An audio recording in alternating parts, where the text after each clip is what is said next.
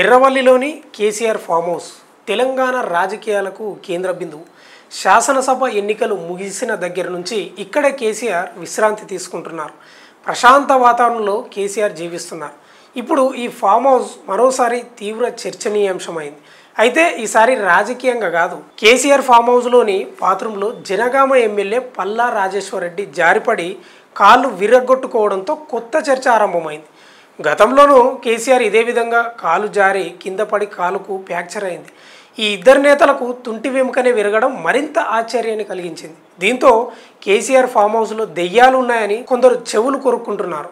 సాధారణంగా కేసీఆర్కు దైవభక్తి ఎక్కువ. యజ్ఞ యాగాదులతో పాటు కేసీఆర్ నిత్యం పూజలు చేస్తుంటారన్నది రాష్ట్రంలోని ప్రజలందరికీ బాగా తెలుసు. కేసీఆర్ వాసన కూడా బలంగా నమ్ముతారు. 2023 డిసెంబర్లో కేసీఆర్ ఫామ్ హౌస్లో కాలు జారి కింద పడ్డారు. నిన్న కూడా అదే ఎర్రవల్లి ఫామ్ హౌస్లో జనగామ ఎమ్మెల్యే పల్లా రాజేశ్వర్ రెడ్డి కాలు జారి కింద పడ్డారు. ఈ రెండు సంఘటనల నడుమ మరో విషాదం కూడా కేసీఆర్ ఫామ్ హౌస్తో ముడిపడి ఉంది. అదే బీఆర్ఎస్ అధినేతతో భేటీ అవ్వడానికి వెళ్ళిన సబితా ఇంద్రారెడ్డి. ఇటీవల ఫుడ్ పాయిజన్ బారిన పడ్డారు. ఆమె ఆసుపత్రిలో చికిత్స కూడా తీసుకున్నారు. ఇటీవల కేసీఆర్ ఫ్యామిలీలో గొడవలు కూడా తలెత్తాయి. ఫామ్ హౌస్ వెళ్ళిన బీఆర్ఎస్ నేతలకు వరుసగా చెడు జరుగుతుందన్న ప్రచారం తెలంగాణలో ఇప్పుడు విస్తృతంగా చర్చ జరుగుతుంది. దీంతో బీఆర్ఎస్ కార్యకర్తల్లో కొత్తగా ఒక అనుమానం రేకెత్తుతుంది. ఎర్రవల్లి ఫామ్ హౌస్లో ఈవిల్ పవర్స్ ఉన్నాయని పలువురు అభిప్రాయపడుతున్నారు కార్యకర్తలు. ఫామ్ హౌస్లోకి వెళ్ళినప్పుడల్లా ఎప్పుడు ఎవరికో ఒకరికి ప్రమాదం జరుగుతుంది. ఇద్దరు నేతలు ఒకే ఇంట్లో కాలు జారుపడడం, ఇద్దరికి తుంటి వెముకకే గాయం కావడం మరింత ఆశ్చర్యం అనిపిస్తుంది. దీని వెనుక కొన్ని అదృశ్య శక్తుల ప్రమేయం ఉందని కేసీఆర్ ఫ్యాన్స్ కొందరు అనుకుంటున్నారు.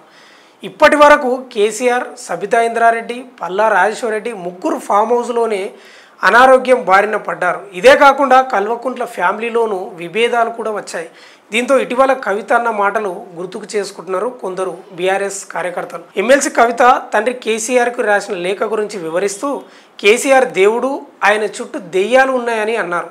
దీంతో కేసీఆర్ చుట్టూ నిజంగానే దెయ్యాలు ఉన్నాయా అని కొందరు అనుమానం వ్యక్తం చేస్తున్నారు. ఎర్రవల్లి ఫామ్ హౌస్లో దుష్టశక్తులు ఉన్నాయా లేక వాస్తు దోషం ఉందా అనే సందేహం కూడా మొదలైంది. కేసీఆర్ ఫామ్ హౌస్లో దుష్టశక్తులు ఉన్నాయని, అవే ఇలాంటి విపరీత పరిణామాలకు దారి తీస్తున్నాయని కూడా అంటున్నారు. ఫామ్ హౌస్కి కొన్ని ప్రత్యేక పూజలు చేయాలని, దుష్ట శక్తుల సంహారం జరపాలని అంటున్నారు. కేసీఆర్ వాస్తు దోషాలను బాగా నమ్ముతారు. అందుకే ఆయన పాత సెక్రటేరియట్లోకి వెళ్ళలేదు.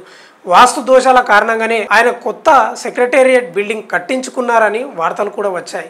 ఇవన్నీ చూస్తుంటే కేసీఆర్ ఫామ్ హౌస్లో దెయ్యాలు ఉన్నాయన్న వార్తలకు మరింత బలం చేకూరుతుంది.